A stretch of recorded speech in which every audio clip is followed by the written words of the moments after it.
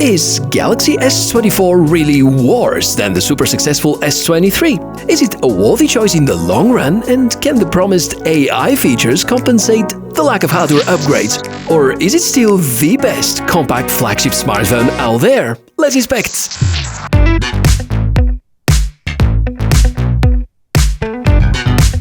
Hey guys and girls, welcome to the channel, great to meet you. I'm the TechMishka. It's finally time to talk about the S24 series, and 9 out of 10 times when friends ask me about a good Android smartphone recommendation, I would refer to this body because it's superb. But this is not the Galaxy S24. This is the Galaxy S24. As you can see, almost zero difference in terms of design and obviously the shape and the style. But there's a lot that might have changed on the inside. Now, the reasons why I like S23, and I bought it mostly because I knew it's globally launched with a Snapdragon processor inside. And as being somebody based in Europe, we've always got the Exynos treatment, meaning that we got an inferior processing unit inside. Obviously, this year, Samsung made enough of noise to convince us that the new Exynos is good enough and probably on par with the performance of Snapdragon, so obviously I got hyped. I had to try it out myself, and I have plenty of things to share with you, but the major point is that S24 doesn't really feel as an upgrade to the Galaxy S23. Let's dive into it. For what it's worth, S24 was launched at the same price as last year's Xiaomi model. Apparently, Samsung's obsession is to match iPhone 15 series in terms of price, storage configurations, perhaps speed it here and there with some extra specs, and promise some totally interesting AI features. Smaller smartphones are hard to find these days, so S24 is in a very unique position and looks like Samsung know well how to monetize that. Unboxing experience is... we've seen better. Boring box, which is fine. Here's the phone. Sleek. A cable, some instructions, no case, no pre-applied screen protector, no charger, because Samsung will happily sell them to you separately for a fair amount of money. Actually, rather overpriced. The aluminium frame looks cool. This is the second iteration of the design, and the only difference is about the sides, where we get to have frosted paint coating, which is less slippery as opposed to Galaxy S23. I'd still recommend using a protective case, because although the phone is very lightweight and the glass is Gorilla Victus 2, it eventually may break if the impact is serious enough.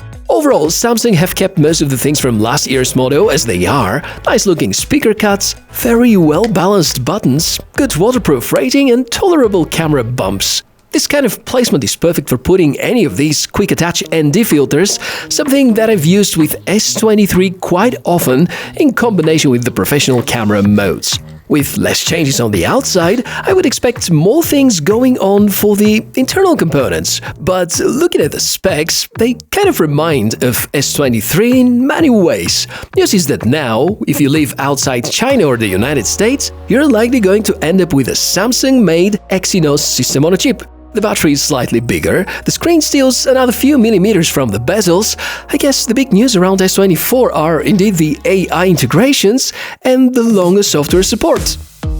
There certainly are things I hoped not to hear about these specifications, and you can see that S24 and the S24 Plus are split into regional versions with Exynos or with a Snapdragon, and the Ultra sold globally with a Snapdragon only, which probably means that Samsung somewhat admit that they know the Exynos is inferior, or probably they're too concerned about the sales of the Ultra model. I don't really know where the truth is. What we can say for sure is that it very easily goes into throttling conditions, and in some situations, at least in terms of pure CPU performance, it appears to very often be slower than last year's Galaxy S23. The battery life was another concern, and I hope it's going to be positively impacted by the variable refresh rate of this slightly newer display, which indeed looks fantastic.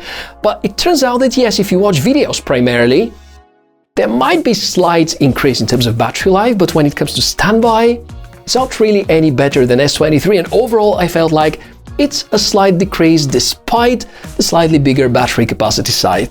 In terms of camera performance, we have the exactly same hardware setup as Galaxy S23, and probably the hardware is even the same as S22, which means that we have high hopes that the new Exynos chipset has a good enough AI and processing capabilities to actually enhance and improve the photos and the videos.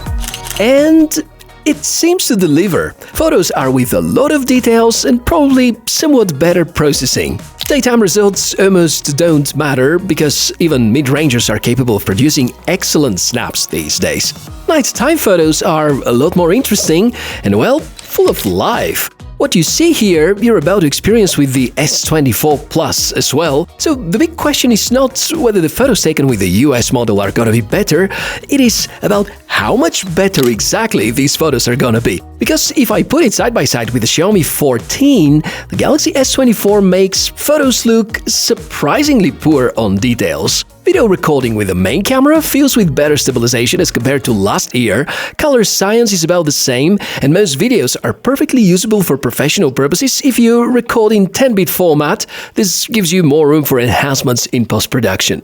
4K at 120 frames per second is missing from the features here. It's something that only the Ultra model is entitled for. Slow motion is still present though, just at lower resolutions.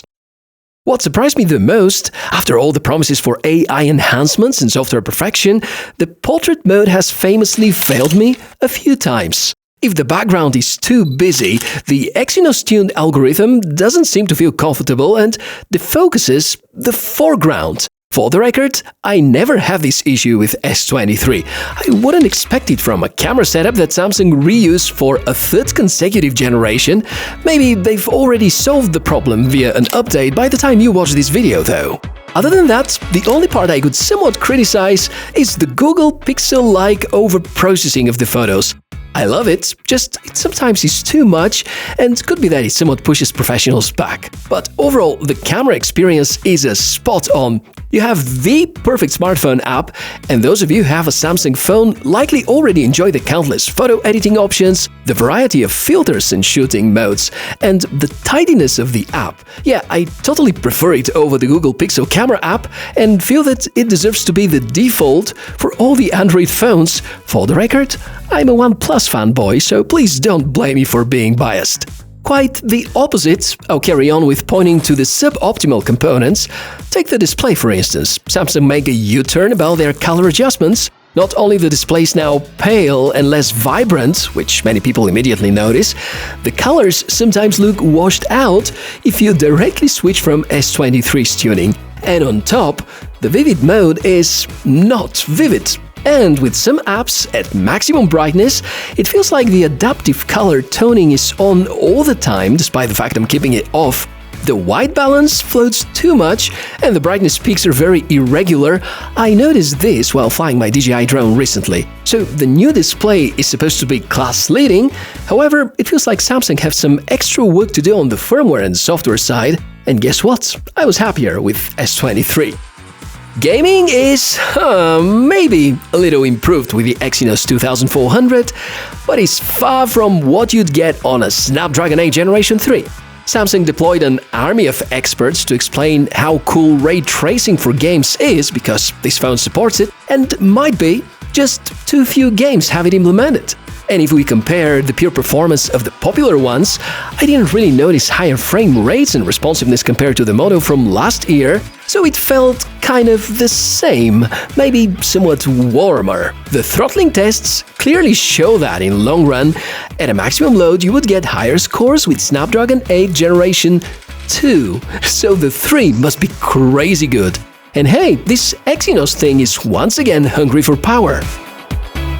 Concerning the battery charging speeds, no, that's not going to be a rant, just pointing to facts that a 5-year-old OnePlus smartphone can recharge the battery via a cable significantly quicker than the Galaxy S24. So I think it's finally time for Samsung to step up their game in terms of battery charging speeds, because this situation here is sort of unacceptable. Besides the disappointing 25 watts wired charging, the wireless option is also kind of a step down in my opinion because S24 feels warmer as compared to S23. The really good thing about this model is that it fits almost any kind of a wireless charger due to the lack of a significant camera bump.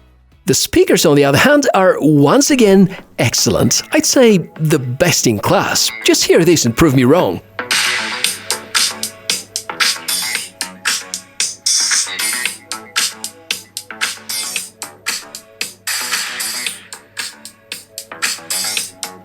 Software-wise, Samsung want to score more points. The advertised AI features are of course brilliant. Searching using the circle gesture from any screen is a genius idea. The software enhancements are also reliable and with decent quality. 7 years of software support and updates? Hell yeah! This looks like the biggest advantage of S24 overall. If we move in direction drawbacks, something I never experienced with S23, I had a few network freezes. Luckily, going in and out of airplane mode fixed those, but I will certainly count on this as a software or a firmware bug. The phone is now significantly warmer while using fast wireless charging. The slow wired charging is super annoying. The suboptimal power consumption by Exynos is worth noting. The use of UFS 3.1 for the 128GB version. And the most important thing, it is slower than S23 in terms of CPU performance if you have the non-Snapdragon version. In the end, it's not a bittersweet experience. I'm disappointed. I feel tricked because I wanted to believe. I believed, I got caught by the hype. I got the phone, I made enough testing to figure out, okay, this probably is not any better than Galaxy S23's processor performance.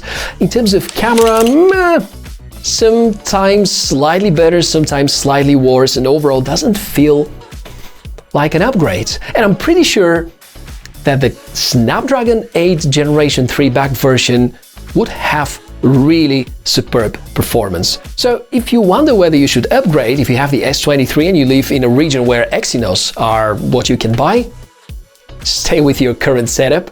If you can upgrade from the S22, probably it might be a worthy upgrade. Doesn't matter which version you have, but I'm overall disappointed because there aren't enough hardware upgrades to justify this being called a new generation. Sure, extended software support and some new AI features which feel fantastic, but overall the hardware changes are very insignificant. And don't get me wrong, this still is probably the best compact high-end smartphone that you can buy for the money. But given the fact that we have Snapdragon over there, we know it's doing everything right, why the heck Samsung wants still to torture us with the poor Exynos performance? I guess we can carry on the conversation in the comment section below the video.